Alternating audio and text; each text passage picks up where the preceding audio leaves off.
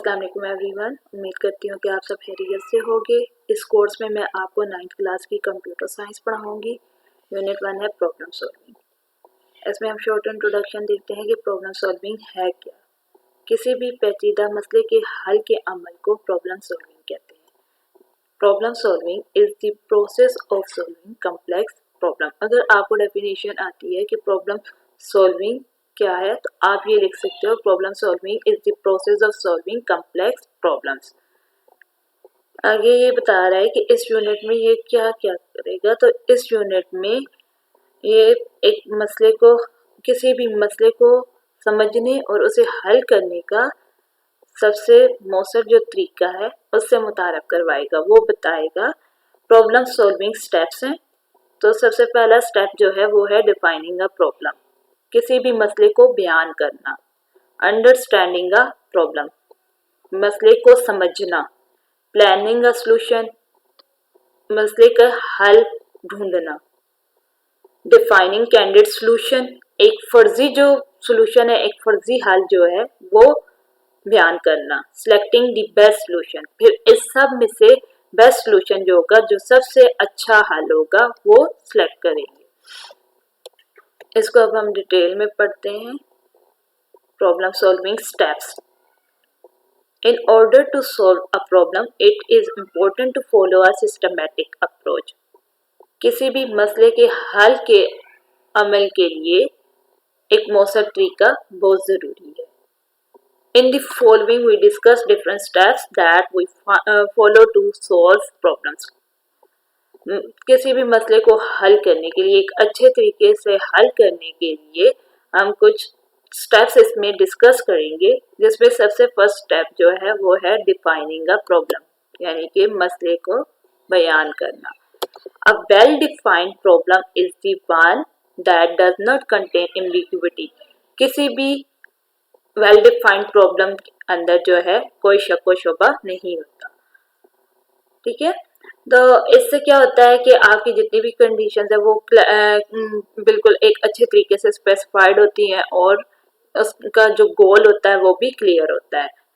इसमें आपको समझने में और उस मसले को हल करने में आसानी होती है। Give a problem statement. First we need to see whether the problem is defined well or not. सबसे पहले हम क्या देखते हैं कि जो मसला है वो अच्छे तरीके से बयान किया गया है या नहीं। अगर मसला जो है वो अच्छे तरीके से बयान नहीं किया गया तो हम कुछ स्ट्रेटजीज जो हैं वो इस्तेमाल करते हैं उस मसला को हल करने के लिए। तो सबसे पहली जो स्ट्रेटजी है वो है गेन बैकग्राउंड नॉलेज, यानी कि मसला का जो पस मंजर है वो देखना कि उसमें मसला है क्या। सबसे पहले जानेंगे कि मसला है क्या। We try to know the situation and circumstances in which the problem is happening. कि क्या कंडीशंस हैं, क्या सूरत हाल है जिसकी वजह से ये प्रॉब्लम आ रही है, ये मसला आ रहा है। In this way we can identify the given state. इस तरीके से हम अच्छे तरह जान सकते हैं कि मसला है क्या। It also help to know what a good solution will look like.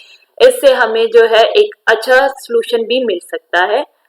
ठीक है, तो जब हमें पता चल जाएगा कि हम जान जाएंगे, जब पता चल जाएगा कि प्रॉब्लम है क्या, फिर उसको वो हल करने का एक अच्छा तरीका भी हमें मिल जाएगा इससे। सेकंड स्ट्रेटजी जो है वो है use guesses. We try to use the unknown information through appropriate guesses.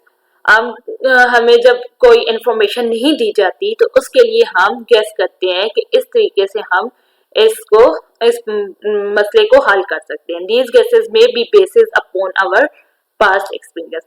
ये गेसेस जो है हम अपने पास्ट के जो एक्सपीरियंस होते हैं, माजी के जितने भी एक्सपीरियंस हुए हुए होते हैं, जितने भी हम पहले एक्सपीरियंस कर चुके होते हैं, उनकी बेस पे हम गेस करते हैं कि इसमें ये प्रॉब्लम होगी। थर्ड जो स्ट्रेटजी है वो है ड्रा अ पिक्चर। अगर हमें कोई प्रॉब्लम आ रही है और वो अच्छे तरीके से डिफाइन नहीं की गई कि प्रॉब्लम है क्या, तो हम उसको पिक्चर के थ्रू जो है वो सॉल्व कर सकते हैं कि ये प्रॉब्लम है क्या। हम उसकी जो इंफॉर्मेशन उसने नहीं दी हुई, प्रॉब्लम में इंफॉर्मेशन नहीं दी हुई, उसको हम किसी भी पिक्चर के थ्रू जान सकते हैं कि ये प्रॉब्लम है क्या। जैसे कि फिगर 1.1 में बताया गया है कि पिक्चर के थ्रू कैसे प्रॉब्लम्स को सॉल्व किया जाता है। इसमें जैसे कि ये फिगर 1.1 है, इसमें हमें फर्स्ट में ये 3 हॉर्स दिए गए हैं, तो इसकी वैल्यू जो है इन हॉर्स को इक्वल किया गया 30 के। तो यहाँ पे 3 हॉर्स है और साइन कौन सा यूज किया हुआ है, प्लस का साइन यूज किया हुआ है। तो इसका मतलब ये है हर हॉर्स की वैल्यू जो है वो है 10। 10 इस हॉर्स की वैल्यू है, 10 इस हॉर्स की वैल्यू और 10 इसकी। 10 प्लस 10 20, 20 प्लस 10 30। तो ये हमारे पास 30 हो गया। यहाँ पे हमारे पास एक हॉर्स है प्लस m, 2m है और एक हॉर्स है। तो यहाँ पे ये हमारे पास इक्वल है 18 के। तो हॉर्स की वैल्यू हमारे पास है 10 और 8 अब हमारे पास रह गया 8 और हमारे पास कहाँ से आएंगे, ये दोनों सेम है तो 4 प्लस 4 करेंगे तो हमारे पास 8 बन जाता है। 10 plus 4 4 14, 14 plus 4 is equal to 18, यानी कि इस m को जो वैल्यू दी गई है वो है 4। अब थर्ड वाले पिक्चर में हमारे पास जो है वो एक है m और उसमें माइनस हो रहा है, सॉक्स की पिक्चर है, 2 सॉक्स हैं, तो वो इक्वल किसके हो रहा है 2 के। m की वैल्यू हमें पता है कि ये है 4 और इसमें से माइनस कर देंगे हम 2। 4 में से जब 2 माइनस करेंगे तो हमारे पास 2 आएगा। तो इन सॉक्स की जो वैल्यू है वो है 2। यहाँ पे हमारे पास है एक सॉक्स, उसमें प्लस किया हुआ है 1 हॉर्स और हॉर्स के साथ जो है मल्टीप्लाई किया हुआ है n को। तो सबसे पहले हम मल्टीप्लाई को सॉल्व करते हैं, उसके बाद हम प्लस को सॉल्व करेंगे। तो यहाँ पे ये जो n है इसकी वैल्यू अब क्या होगी, इसकी वैल्यू थी 4 और ये सिंगल है तो इसकी वैल्यू अब ले लेंगे हम 2।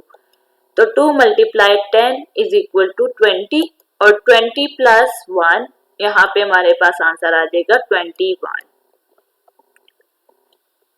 यहाँ पे हमारे पास आंसर आ जाता है 21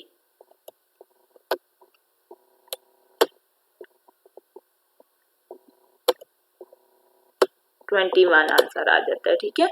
और यहाँ पे हमें बताया गया है इसमें कि डिड यू नो, क्या आप जानते हैं कि Albert Einstein said, Albert Einstein जो है वो कहता है if I were given 1 hour to save a planet, किसी भी सियारा को सेव करने के लिए अगर मुझे 1 घंटा दिया जाए, I would spend 59 minutes defining the problem. तो उसमें मैं जो 59 मिनट होंगे वो प्रॉब्लम को डिफाइन करने में, प्रॉब्लम को कोई जो मसला है उसे बयान करने में लगाऊंगा एंड 1 मिनट रिजॉल्विंग इट, और 1 मिनट जो है उसे हल करने में लगाऊंगा।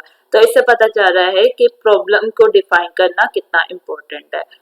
सेकेंड है कि picture speak louder than words, यानी कि अल्फाज से ज्यादा जो तस्वीर है उससे आपको पता चलता है कि इस प्रॉब्लम का क्या हल है। सेकेंड स्टेप है हमारे पास अंडरस्टैंडिंग अ प्रॉब्लम, प्रॉब्लम को समझना, मसले को समझना कि मसला है क्या। जब हम एक मसले को बयान कर देते हैं कि ये मसला है, फिर उस मसले को हम समझेंगे कि मसला है क्या। It is important to understand the problem before jumping into the solution of the problem। ये कह रहा है कि किसी भी मसले के हल पे जाने से पहले उसको समझना बहुत अहम है। For example a riddle or a puzzle can be answered only after clear understanding। कोई भी पजल है तो उसका आंसर तभी हमें पता चल सकता है जब हम उसको अच्छे तरीके से समझ लेंगे। जब तक उसके हमें समझ नहीं आएगी हम उसका सोल्यूशन नहीं निकाल सकते। A clear understanding of a problem makes it easier to solve and help to save money, time and resources। कोई भी मसला आपको आ रहा है तो उसको सबसे पहले आप समझोगे, जब तक वो समझ नहीं आएगा तो उसको हम सॉल्व नहीं कर सकते। किसी भी मसले को सॉल्व करने के लिए या फिर अपना पैसा बचाने के लिए, अपना टाइम बचाने के लिए, अपनी रिसोर्सेज को बचाने के लिए हम उस मसले को सबसे पहले समझते हैं। Understanding of problem usually include identify of the 5 W's। ठीक है, इसमें अब क्या है कि किसी भी प्रॉब्लम को सॉल्व करने के लिए यूजुअली हम क्या करते हैं, यहाँ कंप्यूटर में हम 5 W's को लेके चलते हैं। तो वो 5 W's हमारे पास क्या है, मैं यहाँ पे हाईलाइट कर देती हूँ। वो 5 W's हमारे पास जो है क्या है। तो कोई भी अगर आपको प्रॉब्लम आ रहा है तो आप उस प्रॉब्लम को सॉल्व करने के लिए इन 5W की हेल्प ले सकते हो। तो वो 5W क्या है? व्हाट, क्या प्रॉब्लम है, हु कौन सी प्रॉब्लम है, व्हेन कब आई वो प्रॉब्लम, वेयर किस जगह पे आ रही है, एंड व्हाई और क्यों आ रही है। इन 5W को हम देखेंगे कि हमें प्रॉब्लम वो क्यों आ रही है, कि हम क्या प्रॉब्लम है, कौन सी प्रॉब्लम है, कब आई है, किस जगह पे आ रही है और क्यों आ रही है। ये 5Ws हमें बताएंगे प्रॉब्लम के बारे में। Problem analysis is the process to figure out these 5Ws from a problem statement. किसी भी प्रॉब्लम स्टेटमेंट के लिए प्रॉब्लम स्टेटमेंट से 5Ws को आप देखोगे किसी भी प्रॉब्लम को एनालिसिस करने के लिए। ठीक है, सबसे पहले आप देखोगे कि प्रॉब्लम है क्या, ठीक है, फिर देखोगे कि वो कौन सी प्रॉब्लम है, ठीक है, उसके बाद वो प्रॉब्लम आई कब है, फिर किस जगह पे आ रही है और क्यों आ रही है। Problem analysis help to understand a given problem. Problem analysis क्या है कि आपका जो प्रॉब्लम आपको दी गई है उसको समझने में आपकी मदद करती है। There are the basic element which lead toward the solution of a given problem. आपको जो प्रॉब्लम दी गई है उसका उसके हल की तरफ जो है ना वो लीड है, बेसिक एलिमेंट ये है। ठीक है, for example consider the following problem statement. हम एक ये प्रॉब्लम स्टेटमेंट देखते हैं। Suppose your class teacher assign you a task to prepare a list of students in your school whose names start with letter A. The list is required in order to prepare an alphabetical directory of all school students, and there is only 1 week to complete the task. आपको आपका teacher जो है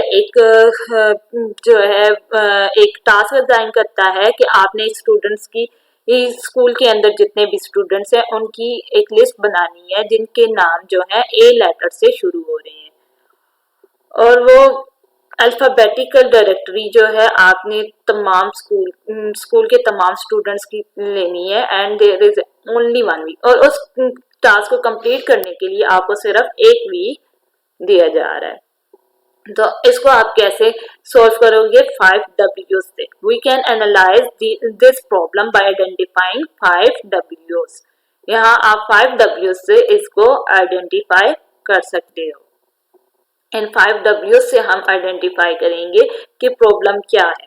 सबसे पहले देखेंगे problem है क्या। What, list of student, name starting with letter ए।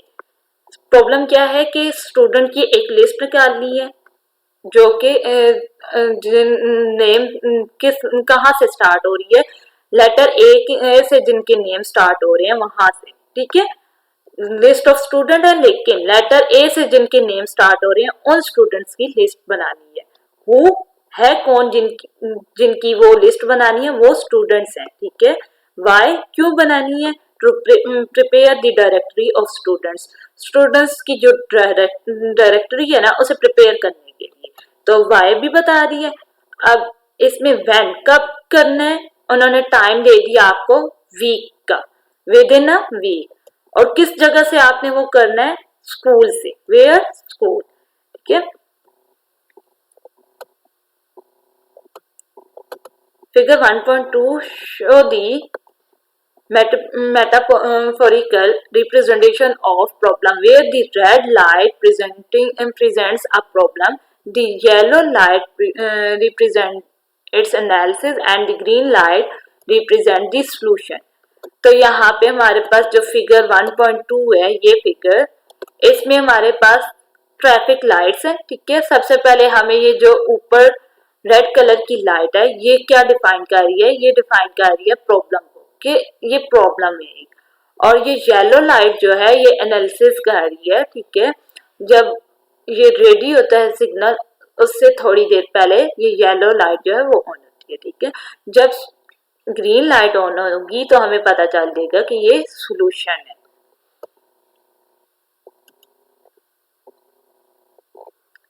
अब थर्ड स्टेप है हमारे पास प्लानिंग का सॉल्यूशन। अब सॉल्यूशन को प्लान करेंगे कि सॉल्यूशन क्या है। आफ्टर एनालाइजिंग अ प्रॉब्लम को जब एनालाइज कर लेंगे उसके बाद we formulate a plan that may lead us toward the solution of a problem. तो उसके बाद हम हो सकता है कि अपने सॉल्यूशन की तरफ जाएं। ठीक है, this phase include finding the right strategy for problem solving. ठीक है, इस फेज में हम अपने प्रॉब्लम सॉल्विंग के लिए एक सही स्ट्रेटजीज की तरफ जा रहे हैं। ठीक है, सम ऑफ स्ट्रेटजीज आर, इसमें अब कुछ स्ट्रेटजीज हैं जो कि प्रॉब्लम को सॉल्व करने के लिए प्लान की गई है। ठीक है, तो हमारे पास स्ट्रेटजीज क्या है? सबसे पहली जो है वो है डिवाइड एंड कंकर। तो इस स्ट्रेटजीज में क्या होगा कि हम जो कम्प्लेक्स प्रॉब्लम है ना उसको छोटी छोटी प्रॉब्लम में डिवाइड करेंगे। सबसे पहले जो कम्प्लेक्स प्रॉब्लम्स आ रही हैं उनको छोटे छोटे हिस्सों में डिवाइड करेंगे। सेकंड क्या है? Guess, check and improve. ठीक है, उसको गेस करेंगे, फिर चेक करेंगे, उसके बाद इम्प्रूव करेंगे। The designer guesses a solution to a problem and then checks the correctness of the solution. Designer क्या करेगा? सबसे पहले गेस करेगा उस प्रॉब्लम का सॉल्यूशन और उसके बाद फिर वो जो सही सॉल्यूशन होगा उसको चेक करेगा कि सॉल्यूशन सही है या नहीं, और सॉल्यूशन को चेक करेगा कि आया ये सॉल्यूशन सही है या नहीं जो कि डिजाइनर ने गेस किया था, ये सॉल्यूशन सही है या नहीं। If the solution is not according to expectation, अगर हमारा जो सॉल्यूशन आ रहा है वो एक्सपेक्टेशन के अकॉर्डिंग नहीं है, देन ही और शी रिफाइन द सॉल्यूशन, तो फिर वो उस सॉल्यूशन को छोड़ देंगे। The refinement is an iterative process, तो वो फिर दोबारा से कोई और सॉल्यूशन ढूंढेगा और उस सॉल्यूशन से उससे जो है प्रॉब्लम को सॉल्व करेगा। उसके बाद है एक्ट इट आउट। इस स्ट्रेटेजी में क्या होता है कि इस स्ट्रेटेजी में हम टू डू टास्क करते हैं, टू डू टास्क को डिफाइन करते हैं, फिर उसके बाद जो है उसको परफॉर्म करते हैं। सबसे पहले हम उस टू डू टास्क को परफॉर्म करेंगे और फिर हम उस टास्क को परफॉर्म करेंगे। सबसे लास्ट में हम क्या करेंगे? प्रोटोटाइप यानी कि ड्रा करेंगे कि कैसे है पिक्चर, जैसे कि पिक्चर्स के फॉर्म में हम करते हैं। This technique draw a pictorial representation of the solution, जो सॉल्यूशन आया उसे पिक्चर की फॉर्म में ड्रा करेंगे। It is not the final solution, ये हमारा फाइनल सॉल्यूशन नहीं होगा। It may help a designer to understand the important component of the solution, लेकिन ये जो पिक्चर जब हम ड्रा करेंगे ये हमारा फाइनल सॉल्यूशन तो नहीं होगा, लेकिन ये हमारे जो डिजाइनर है उसकी हेल्प कर सकता है इम्पोर्टेंट जो कंपोनेंट्स होंगे सॉल्यूशन के उसको समझने में। The selection of a strategy depends upon the problem, जो स्ट्रेटजीज का सिलेक्शन है वो किस पे डिपेंड कर होता है? वो प्रॉब्लम के ऊपर ही डिपेंड कर होता है। It is quite important that one strategy may be more suitable to implement a solution than the other one। इसमें हो सकता है कि जो एक स्ट्रेटजी है वो ज्यादा सही हो, इम्प्लीमेंट हो रही हो दूसरे की निस्बत। Very specifically the selection of the strategy depend upon the nature of a problem. इसमें अब जो हमारी प्रॉब्लम की नेचर है, हो सकता है हमारी स्ट्रेटजी जो है जो स्ट्रेटजी हमने सिलेक्ट की है वो हमारी प्रॉब्लम की नेचर पे डिपेंड कर रही हो। अब फोर्थ जो स्टेप है वो है डिफाइनिंग अ कैंडिडेट सॉल्यूशन। तो कैंडिडेट सॉल्यूशन क्या है? एक फर्जी सॉल्यूशन बनाना।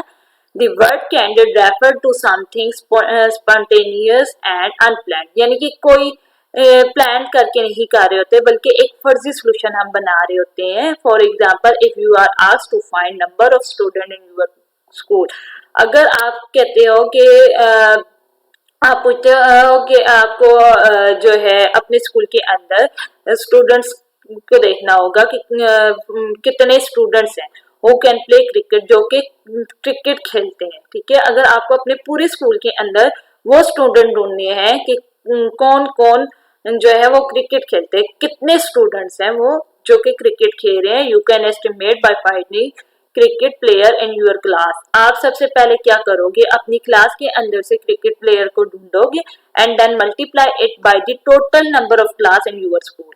फिर आप अपनी क्लास के जितने स्टूडेंट्स होंगे उनको अपने पूरे स्कूल के जो क्लास होंगे, जितने नंबर ऑफ क्लासेस हैं उन सब के साथ मल्टीप्लाई कर दोगे। और सेकंड, इसके बाद क्या होगा, your answer in this way is the candidate solution. तो ये आंसर आपका जो है इस तरीके से कैंडिडेट सोल्यूशन में होगा, यानी कि एक फर्जी कि आप अपनी क्लास के सिर्फ स्टूडेंट्स को देख रहे हो कि कितने स्टूडेंट्स क्रिकेट खेल रहे हैं, उस बेस पे आप पूरे स्कूल के जो है अंदाजा लगा रहे हो कि इतने स्टूडेंट्स खेलते होंगे हर क्लास में से। To find exact number of cricket player you have to of it some other way like visiting each class or getting data from the teacher। इसके बाद आप क्या करोगे, सेकंड वे ये है कि आप ऐसे करोगे, आप हर क्लास के टीचर के पास जाओगे और उनसे पूछोगे कि टीचर आपकी क्लास में कितने स्टूडेंट्स हैं जो कि क्रिकेट खेलते हैं। One can think of a candidate solution any time, किसी भी टाइम आप फर्जी जो है बना सकते हो, ठीक है। A candidate solution can help to save time। candidate solution जो है ये आपके टाइम को बचाने में मदद करता है। जैसे कि आपको फिगर 1.4 में बताया गया है, there are different ways shown to reach a certain place which can be reached either by going across the wall or by going sideways and the one you think can work is the candidate solution. इसमें आपको बता रहा है कि वो हो सकता है कि हो सकता है कि वो दीवार के ऊपर से छलांग लगा के जाए, हो सकता है कि वो एक साइड से जाए। इस तरह ये एक कैंडिडेट सोल्यूशन ही है। It is not necessary that the candidate solution is the actual solution of the problem. ये लाजमी नहीं है कि जो कैंडिडेट सोल्यूशन है वो एक्चुअल सोल्यूशन भी हो। कैंडिडेट सोल्यूशन की यहाँ पे ये एक फिगर में बताया हुआ है, जैसे कि यहाँ से अब 3 वेज हैं। ये एक दीवार है हमारे पास, ठीक है, एक तो ये इस दीवार के ऊपर से रास्ता जा रहा है, एक इस दीवार की राइट साइड से जा रहा है और एक इसकी लेफ्ट साइड से जा रहा है। इस कैंडिडेट सोल्यूशन में हमारे पास 3 वेज हैं, ठीक है। अब हमारे पास स्टेप 5 है, सिलेक्टिंग द बेस्ट सोल्यूशन। इसमें हमारे पास फिगर को हम पहले देख लेते हैं। ये फिगर 1.5 है, लेवल ऑफ अ सोल्यूशन। तो इसमें हमारे पास सबसे पहले जो है वो बेस्ट सोल्यूशन होता है, फिर बेटर और उसके बाद गुड सोल्यूशन। बेस्ट सोल्यूशन मिलता है, फिर उसके बाद हमें बेटर सोल्यूशन मिल जाता है और फिर गुड सोल्यूशन मिलता है। Sometimes we find more than one solution of a problem and select the best one amongst them।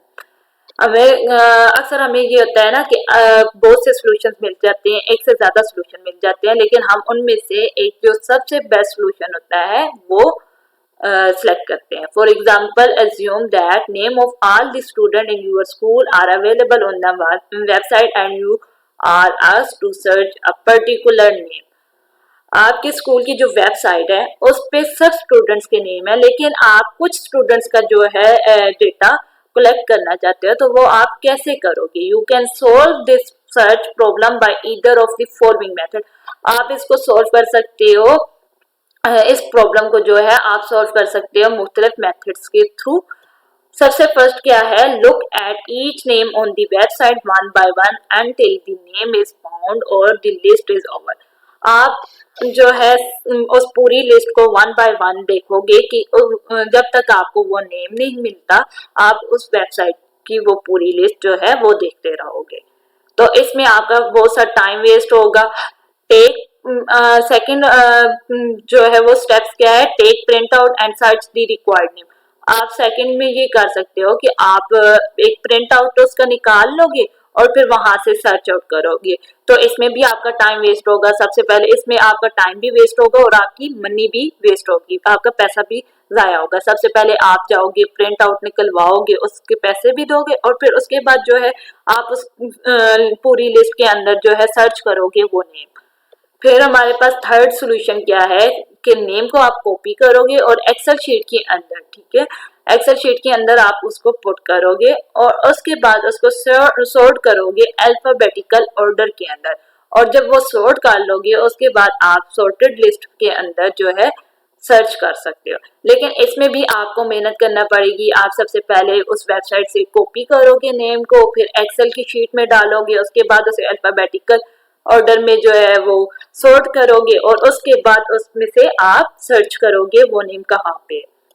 अब फोर्थ सॉल्यूशन क्या है, जस्ट प्रेस Ctrl+F। आप उसी वेबसाइट के ऊपर रहते हुए Ctrl+F को प्रेस करोगे when the list is available in a web browser। जब आपकी जो लिस्ट है वो वेब ब्राउजर के ऊपर होगी, ठीक है। जब भी आपको वो आपकी जो लिस्ट है वो वेब ब्राउजर पे, जिस वेब ब्राउजर पे भी है, आप वहां पे Ctrl+F करोगे। You can type the name to search automatically, और वहां पे आप अपना जो नेम है वो सर्च करोगे, ऑटोमेटिकली आपको वो वहां से मिल जाएगा। तो बस सोल्यूशन इसका क्या है, आप Ctrl+F से उस नेम को सर्च कर सकते हो। यहाँ पे मैं आपको कीबोर्ड निकाल के यहाँ पे स्क्रीन कीबोर्ड से मैं आपको दिखा देती हूँ कि आपने कैसे करना है। आपने अपने लैपटॉप से या अपने कंप्यूटर से कंट्रोल और ये F की दोनों को साथ में प्रेस करना है। जब आप इन दोनों को साथ में प्रेस करोगे ना, तो आपको वो सर्च का जो सर्च का ऑप्शन है वो शो हो जाएगा। मैं यहाँ पे अगर यहाँ पे मैं गूगल ओपन करती हूँ और यहाँ पे मैं WC स्कूल इसको ओपन कर लेती हूँ, ठीक है। तो यहाँ पे मैं अगर कुछ फाइंड करना चाहती हूँ तो Ctrl+F करूंगी तो इस तरह ये सर्च बार आ जाती है। आप किसी भी वेबसाइट के ऊपर कुछ ढूंढना चाहते हो तो आपको इस तरह से एक सर्च बार शो होती है। मैं यहाँ पे HTML अगर लिखती हूँ और यहाँ पे मैं सर्च करती हूँ तो देखो ये मेरे पास जो है इसका सॉल्यूशन आ गया कि मुझे ये एकदम से मिल गया। ये जहां जहां पे HTML है वो मुझे वहां पे ले गया। जिस पेज पे HTML का जिक्र था उस पेज पे ये मुझे ले आया है। उम्मीद करती हूँ कि आपको ये समझ आ गया होगा। अगर आपको कुछ भी समझ नहीं आ रही तो आप मुझे कमेंट करके पूछ सकते हो। इंशाल्लाह नेक्स्ट लेक्चर में मिलेंगे एक न्यू टॉपिक के साथ। इंशाल्लाह हम उसमें फ्लो चार्ट्स को कवर करेंगे।